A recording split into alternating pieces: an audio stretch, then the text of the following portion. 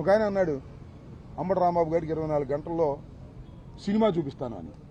ఎవరో కాదు, పెమ్మసాని కేంద్ర మంత్రి గారు ఆయన చూపించిన సినిమా అనుకుంటే ఇది. ఆయన కుట్రదారుడు. ఈ మొత్తం ఎపిసోడ్లో పెమ్మసాని ఈజ్ ఏ 120B కిందకు వస్తాడు ఇన్వెస్టిగేషన్ చేస్తే. గంగా వెంకటేశ్వర కరెక్ట్గా ఇన్వెస్టిగేషన్ చేస్తే, పోలీస్ డిపార్ట్మెంట్ కరెక్ట్గా ఇన్వెస్టిగేషన్ చేస్తే చేయట్లే వాళ్ళు. పెమ్మసానే మొత్తం నడిపాడనేది అందరికీ తెలిసినటువంటి సత్యం. ఎందుకంటే సినిమా చూపిస్తా అన్నాడు, సినిమా చూపించాడు. సరే, ఆ సినిమా సంగతి తర్వాత చూద్దాం. ఖచ్చితంగా ఇన్వెస్టిగేషన్ జరిగితే కేంద్ర మంత్రి పెమ్మసాని 120B కిందకి వస్తాడు. కానీ పోలీసు వారు రక్షించే ప్రయత్నం చేస్తున్నారు. పోలీసు వారు రక్షించే ప్రయత్నం చేసినా వైఎస్ఆర్ కాంగ్రెస్ పార్టీ అంబటి రాంబాబు వదిలిపెట్టడు. గుర్తుపెట్టుకోండి. న్యాయస్థానాలకు వెళ్లి పెమ్మసాని సహితం దీనిలో ఎక్యూజ్డ్ అనే దాన్ని నిరూపించేటటువంటి ప్రయత్నం చేస్తామని కూడా ఈ సందర్భంగా నేను మనవి చేస్తున్నాను. ఇంత ఘోరమైనటువంటి ఇన్సిడెంట్ ఆవేదనతో చెప్తున్నా నేను. I'm not a factionist. హత్యలు చేయలేదు, హింసను ప్రోత్సహించలేదు. 89 నుంచి రాజకీయాల్లో ఉన్నాను. ఒకసారి రేపల్లిని రిప్రజెంట్ చేశాను, ఒకసారి సత్యనపల్లిని రిప్రజెంట్ చేశాను, మంత్రిగా ఉన్నాను.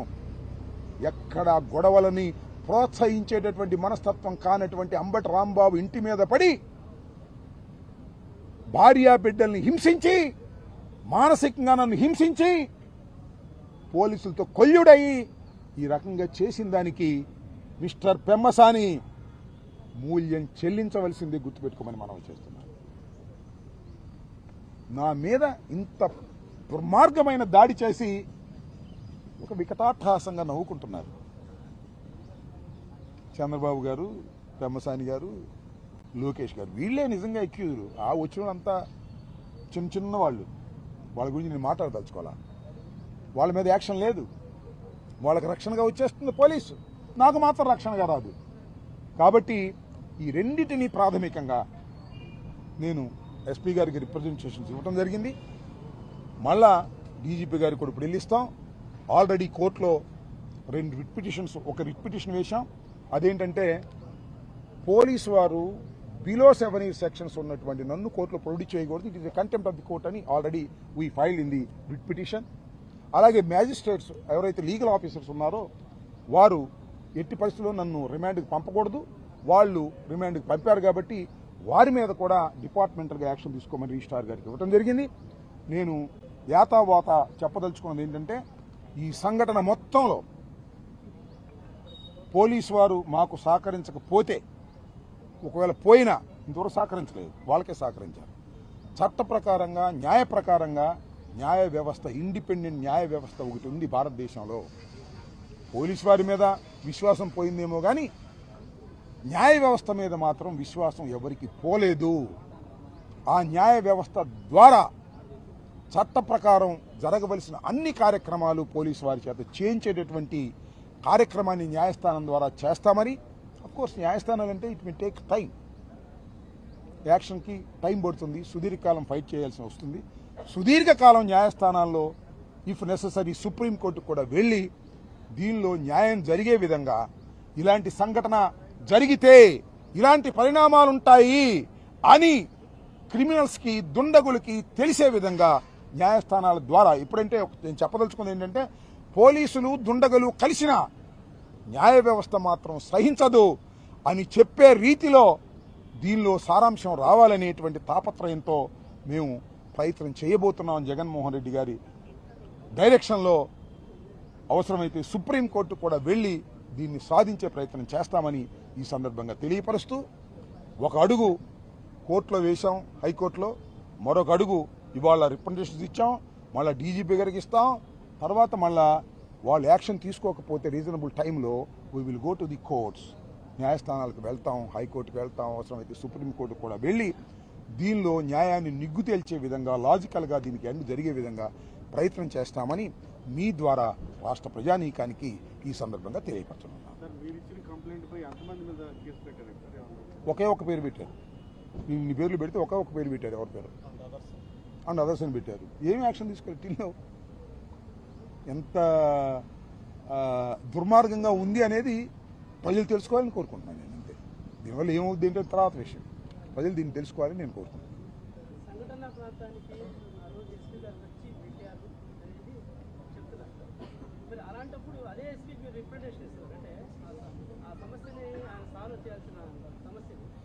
సో నేను చెప్పదలుచుకుంది ఏంటంటే వ్యవస్థ పొల్యూట్ అయింది, అయినా ఆ వ్యవస్థకి రిప్రజెంటేషన్ ఇచ్చాము. మీరేది ఏంటంటే పోలీసులే ఆ రోజున దాడిలో వాళ్ళకి సహకరించారని చెబుతున్నారు కదా, వాళ్ళకే రిప్రజెంటేషన్ ఇచ్చారు కదా అని మీరు అంటున్నారు. ఎస్, ఇచ్చాం. వాళ్ళు ఏమన్నా రియలైజ్ అవుతారేమోనని. రియలైజ్ కాకపోతే న్యాయస్థానం ఉంది కదా, వీళ్ళకి రిప్రజెంటేషన్ ఇవ్వకుండా న్యాయస్థానానికి వెళ్ళటం నాకు ఇష్టం లేదు. కాబట్టి రిప్రజెంటేషన్ ఇస్తాం, రీజనబుల్ టైంలో వాళ్ళు యాక్షన్ తీసుకుంటే వెల్, రీజనబుల్ టైంలో యాక్షన్ తీసుకోకపోతే హైకోర్టుకు వెళ్ళి హైకోర్టులో న్యాయ పోరాటం చేస్తాం. ఇది సిస్టంలో చేయవలసినటువంటి బాధ్యత. ఒక బాధ్యత గల పౌరుడుగా నాకు ఉంది కాబట్టి పోలీసు వారికి ఇచ్చాం, డీజీపీ గారికి ఇస్తాం.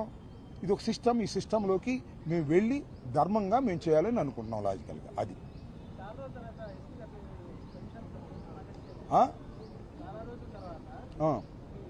చాలా రోజుల తర్వాత ఏముంది, అసలు మా ఎస్పీ గారు వచ్చిన మేము కలవాలా, ఇదే రిప్రజెంటేషన్ కలిసాం.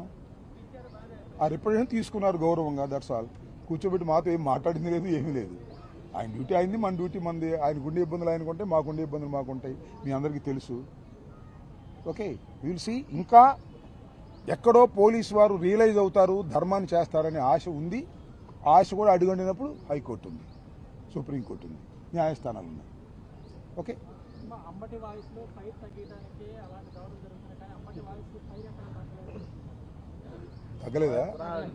తగ్గలేదా? పెరిగిద్ది, తగ్గదు, ఇంకా పెరిగిద్ది. ప్రాణాలకు తెగించైనా పోరాటం చేస్తా. ఎంత ఘోరం అండి! నా ఫైర్ తగ్గించడానికి నన్ను అరెస్ట్ చేస్తారా? నా ఫైర్ తగ్గించడానికి నన్ను కొట్టడానికి ప్రయత్నం చేస్తారా? నా ఫైర్ తగ్గించడానికి 18 రోజులు జైల్లో పెడతారా? ఇంకా పదునెక్కుతా, ఇంకా ఫైర్ అవుతా. ధర్మం కోసం, న్యాయం కోసం జగన్మోహన్ రెడ్డి గారి ముఖ్యమంత్రి అయ్యేంత వరకు ఈ పోరాటం ఆగదు అనేది మరొక్కసారి తెలియపరుస్తున్నా. చెప్పాగా, జైల్లో ఉన్నప్పుడు చెప్పా, తగ్గేదే లేదని. ప్రశ్నే లేదు. అట్లా ఎక్కడ పెడితే అక్కడ అనరు, మళ్ళీ జైల్లో పెట్టినప్పుడే అంటాం. ఓకే, సో ఫైర్ తగ్గదు, దానిలో మీరు ఏ విధమైన సందేహపడాల్సిన అవసరం లేదు. అడ్డుపడ్డాక చూపించర్లే, ఐ డోంట్ వర్రీ. సంక్రాంతి ఆగాగు, సంక్రాంతికి డ్యాన్స్ చేస్తాను, జైల్లో ఉన్నప్పుడు సింబల్ ఇస్తాను. ఆగాయా నువ్వు? ఇప్పుడు ఆ రోజును కూడా నేను ఎందుకన్నాను మీరు అర్థం చేసుకోండి. ఏదో హోంమంత్రి గారు ఉందంట, మాజీ మంత్రి గారు అంత ఇదిగా అంటున్నాను. ఎందుకన్నాను నేను? ఇలా మాట్లాడే అవకాశం నాకుందా? మీరు వస్తే నాకు ఇంటర్వ్యూ ఇచ్చే అవకాశం ఉందా? నా గురించి ఏమనుకుంటున్నారు చాలామంది అని నాకు అనుమానం. రాంబాబు పని అయిపోయింది అనుకునేవాడు ఉంటాడు ఒకడు, రాంబాబు అయిపోయాడు అనుకుంటాడు ఒకడు, రాంబాబు ధైర్యం కోల్పోయాడు అనుకుంటాడు ఒకడు. ఒకే ఒక్క సింబల్తో రాంబాబు ధైర్యం కోల్పోలేదు, రాంబాబు తగ్గలేదు, రాంబాబు తగ్గడు. కేసు మీద కేసు పెట్టినా, పీటీ వారెంట్ మీద పీటీ వారెంట్ పెట్టినా, లోపల ఎన్ని రోజులు పెట్టినా తగ్గేదే లేని చెప్పడానికి సింపుల్గా ఒకే ఒక్క జంక్చర్తో మీ అందరికి అర్థమైంది కదా. అలాంటి సందర్భంలో వాళ్ళు మాట్లాడడానికి ఇంత అవకాశం ఇచ్చినప్పుడు ఇంక జంక్చర్స్ ఎందుకు? మాట్లాడుతున్నా కదా. అందువల్ల బ్రదర్, ఫైర్ తగ్గదని కూడా మరొకసారి చెప్తున్నా. Thank you. మా అధినేత తగ్గమండవు, పెరగమండవు. అది ఆయన చట్ట ప్రకారం ఏం చేయాలో అది చేస్తాడు.